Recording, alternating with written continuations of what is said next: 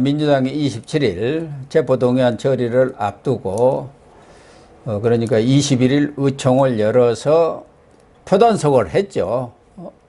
근데 당론 투표보다는 이제 총의가 모아졌으니까 네. 자율투표로 이렇게 결정을 했는데 지금으로서는 이탈표가 많지는 않아 보이죠. 그렇죠.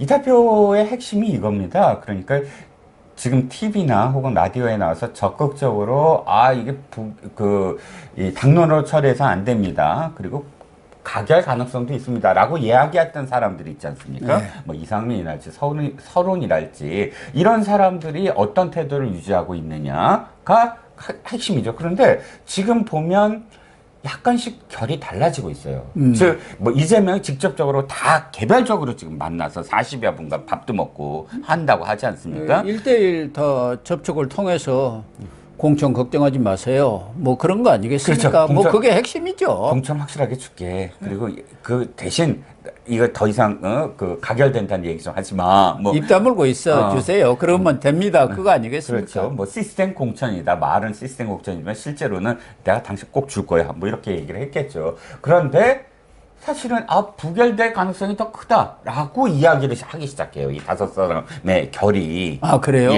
예. 어떤 근거로 그런 얘기를 합니까? 아니, 그러니까 자기가 봤을 때, 이거는 사실상, 부결의 분위기가 더 있지 않아? 뭐 이런 어떤 느낌, 조홍천이라든지, 뭐 이상민이라든지, 지금 전체적으로 톤이 그런 식으로 얘기하거든요. 추건데 가결 되겠어. 뭐 이런 느낌. 그런데 이런 건 뭐냐면, 실질적으로 얼만큼 무슨 약속을 했는지 모르지만, 지금 만약에 5명만 예를 들어 부결을 했다 그러면 5명이 특히 누군지 알잖아요. 네. 예를 들어서 28명이 다 안 돼서 부결이 되더라도 부결될 숫자가 참 중요한 게요. 첫 번째는 노웅래보다는 많이 나와야죠. 노웅래보다도 적게 나오면 170표 정도는 나와야 압도적인 노웅래보다 나와야 되고요. 부결이라고 할 수 있죠. 두 번째는 진짜 이게 이 단단위로 나와야 됩니다. 나오더라도 그 찬성이 이쪽에서. 그런데 지금 그런 분위기 속에서 몇 명 안 나온다 그러면은 개딸들이 지목을 할 수가 있어요. 실제로 누구. 근데 자기 아무리 봐도 20명 이상이 안 되는 것 같거든. 그러면 자기가 여기서 그냥 내가 약속이나 받아내는 게 낫지. 네? 신일이가 지어는 게 낫다. 이걸 주도해서 28명이 딱 진짜 떨어지지 못할 바에는 이런 지금 상황 아니겠습니까? 그런데 일각에서는 비명계가 물밑에서는 이재명 측하고 뭐 이 대표하고 직접 하지는 않겠죠. 이 대표의 아주 측근들하고 이렇게 협상이랄까 딜을 통해서 부결을 시키되 좀 대표직에서는 물러나는 게 어떻겠느냐 이런 딜을 한다는 얘기도 있어요. 이번만 이 체포 동의안이 오는 게 아니고 지금 2차, 3차 이렇게 오게 되면 계속 부결할 수도 없는 거 아니냐. 또 재판이 들어가지 않습니까? 그렇게 되면은 당대표로서 일주일에 몇 번씩 재판 가면서 어떻게 당대표직을 유지하겠느냐. 그렇게 한다는 소문도 있는데. 네, 어떻습니까? 그건 이렇게 봐야 될 것 같아요. 그 기사의 진위 여부는 떠나서, 자, 보시죠. 우리는 지금 당장만 바라보고 있어요. 지금 당장 이 순간 이게 부결이 되느냐 안 되느냐. 그런데 크게 보면 5월까지를 바라봐야 될 것 같아요. 5월까지. 자, 지금 만약에 부결된다고 하더라도 검찰이 지금 갖고 있는 건 정자동과 백현동과 지금 큰 게 쌍방울을 포함한 대북 송금입니다. 그런데 대북 송금을 다시 넣으려면 이것이 지금 당장 뭐 3월 달에 바로 또 넣을 수 있느냐? 또 그건 아니거든요. 네. 그러면 4월 정도까지 한번 뭐 늘어진다고 쳐봤을 때 4월, 5월로 넘어가면 어떻게 되냐면 D-1년이 됩니다.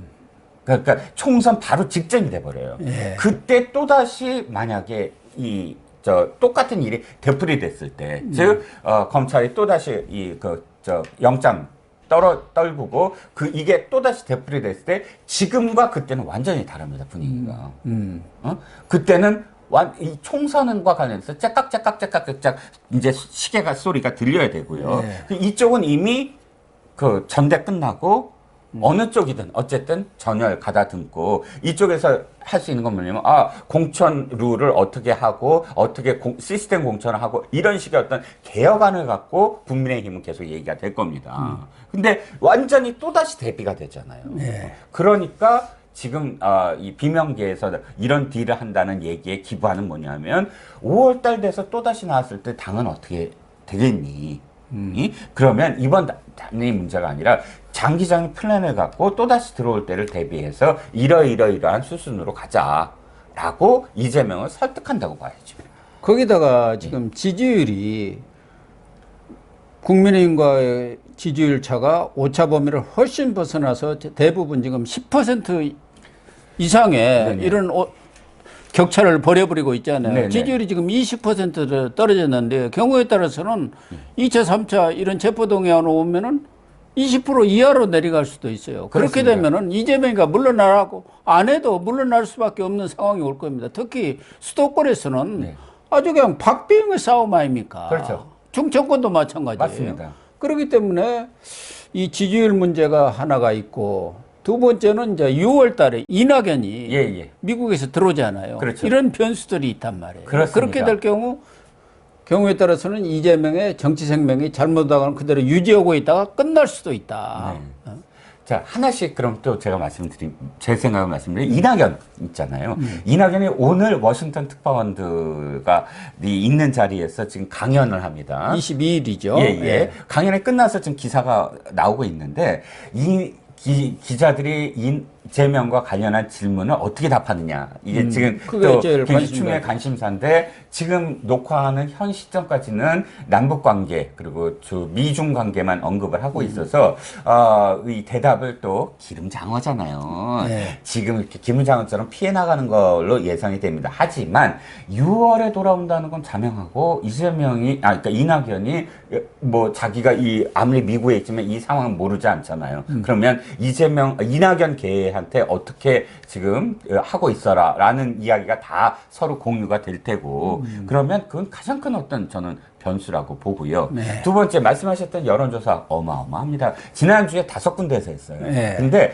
갤럽, 리얼미터, 뭐 NBS, 넥스트 리서치 뭐 해갖고 이 5군데 모두 다 오차범위 바깥이고요. 네. 가장 적은 게 7%포인트입니다.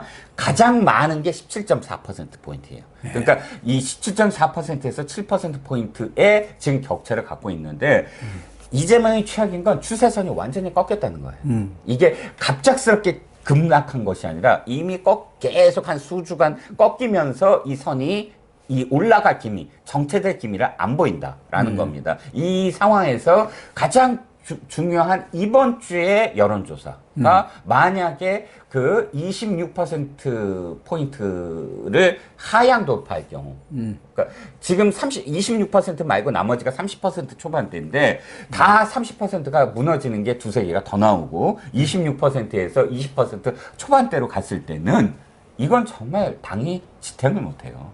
더군다나 27일 날 부결이 될 경우 거기에 따른 이제 또 여론도 악화될 가능성도 더 크지 않습니까? 그렇죠. 자, 진짜 하이라이트는 세 번째입니다. 한동훈과 그 다음에 이재명이 완전히 이 진검승부를 벌이는 날이에요. 본회의에서 진검승부를 벌일 수밖에 없잖아요. 27일 날입니다. 네. 투표 직전에 국회법에 따르면 제안한 자가 직접 안건을 설명하는 법이 하게 돼 있어요. 즉 법무부가 이거 체포 동의를 해주세요 하고 안건을 올린 거잖아요. 그러면 제안자가 법무부 장관입니다. 그러니까요. 그럼 법무부 장관이 또 직접 나서서 노웅래 때처럼 직접 칼을 휘둘러야 되는 상황이고요. 그게 끝나면 지금 당사자인 이재명이 나와서 신상 발언을 하게 돼 있어요. 나 이거 꼭 좀 부결시켜 주세요. 라고 자기가 얘기를 하게 돼 있습니다. 그러면 한동훈과 이재명이 직접적으로 연결되는 상황을 우리는 완전히 라이브로 보는 초유의 상황이죠. 네, 그렇죠. 둘이 직접 서로 간에 어떤 공방을 벌이는 상황이 될 테니까요. 이게 정말 하이라이트 겁니다. 그래서 이재명으로서는 정말 설사 부결이 된다 하더라도 그래서 살아난다 하더라도 결국 상한 게 아니다. 네네, 그럼요. 그럼요. 그런 상황이 올 가능성이 크거든요. 그렇게 그렇죠. 되면은 이 당직을 갖고 해서 계속 버틸 경우 본인도 깨지고 당도 이미지가 완전 죽어가지고 20% 이하로 떨어지면은 뭐 이재명은 같이 죽는 거예요. 그렇기 때문에 박영선이라든가 여러 지금 밖에 있는 원로급들도 당대표직을 내놓든가 아니면 떳떳하게 영장실질심사를 받으러 가라. 그렇게 지금 이야기를 하고 있고 공천권도 좀 내놔라. 그런 얘기 아닙니까? 그런데 이재명이 택한 건 사실 완전히 정말 최악의 수를 둡니다. 어떤 최악의 수냐. 보스가 보스답지 못한 건, 내 개인적인 거 어떻게 좀 해줘. 하고 부탁할 때예요. 직장 대표가 갑작스럽게 자기한테 와서 나 결혼하는데 직원한테 나 꼭 참석해줘. 라고 부조금 내놔. 하고 하면, 야, 대표가 지금 쫀쫀하게 나한테 당신 개인적인 거를 나한테 오라가라 해. 할 거 아니에요? 근데 지금 엎어져서 모든 의원들한테 친전을 보내면서 나 살려달라고 하는 건 첫 번째 보스로서의 권능이 떨어지는 거거든요. 네. 일단 아무리 급하더라도 죄송합니다. 일본만 써서. 가오가 있어야죠, 대표가. 네. 근데 네. 이번엔 완전히 그것마저 추락이 된 겁니다. 엎드려서 지금 사정을 하고 있고요. 또 두는 수마다 애절한 두는 수를 애절하게 지금 보일 수 있는 게 지역위원장들의 소망이 뭐냐면 지구당 부활이잖아요. 네. 왜냐하면 현역들은 지금 자기네들이 사무실 갖고 다 할 수 있는데 지금 현역이 아니라서 서름받는 게 지역에 무슨 아무것도 못하는 상황인데 네, 지구당이 없으니까요. 물론 자기가 할 수 있는 건 아니지만 뭐 여야 협상이 필요하지만 그거 지금 남발하고 있어요. 지구당 부활해줄게. 내가 당장 나설 거야. 라는 약속도 지역위원장들 제발 좀 살려줘. 예. 라고 지금 읍소하는 거고요. 그런데 윤리심판원장하고 또 공직자평가위원장이 자기 또 사람을 또 쭉 임명을 해놨대요. 임명을 조용히 해놨습니다. 이 여러 가지의 수를 지금 둘 수밖에 없어요. 그래서 만약에 가결되더라도 안에서 어쨌든 이 윤리심판원장이 뭘 하냐 하면 기소되더라도 이건 정치 탄압입니다. 라고 판결을 내려주는 사람이에요. 유철환 전 대한변협회장을 딱 내정 자기 쪽 사람인 모양이에요. 예, 예. 그렇게 해놓은 것 같고 또 하나는 박지원 카드를 적극적으로 활용해갖고 이낙연 쪽을 이렇게 견제를 하는 것 같아요. 그렇죠. 움직이지 못하게 계속. 그래서 이낙연의 박지원의 수잖아요. 그게. 예. 나름대로 이재명도 어떻게든 살아보려고 지금 쓸 수 있는 카드를 모두 쓰는 건데 이런 경우 결과적으로는 생불여사라. 살아도 죽은 거나 다름없다. 그렇죠. 이런 결과가 되지 자칫하다가는 정치 생명까지도 위험한 그런 상황으로 몰려갈 수밖에 없지 않겠나 그런 생각도 들어요. 네, 정치에서는 저는 보스는 보스답게, 리더는 리더답게, 당대표는 당대표답게, 대통령 후보는 대통령 후보답게 사실 처신을 해야 되거든요. 네. 이 모습은 정말 자기 이 목숨을 살려고 자기의 어떤 지금까지의 정치적인 이 쌓아온 탑마저 다 무너뜨리고 절박하게 애원하는 모습으로 비춰지는 것. 저는 이게 살아도 나중에 이게 부결이 되더라도 돌아오는 건 굉장히 지금 민망한 결과가 나올 거다라는 생각입니다. 네, 그럴 것 같습니다. 그렇게 결론을 내리도록 하겠습니다.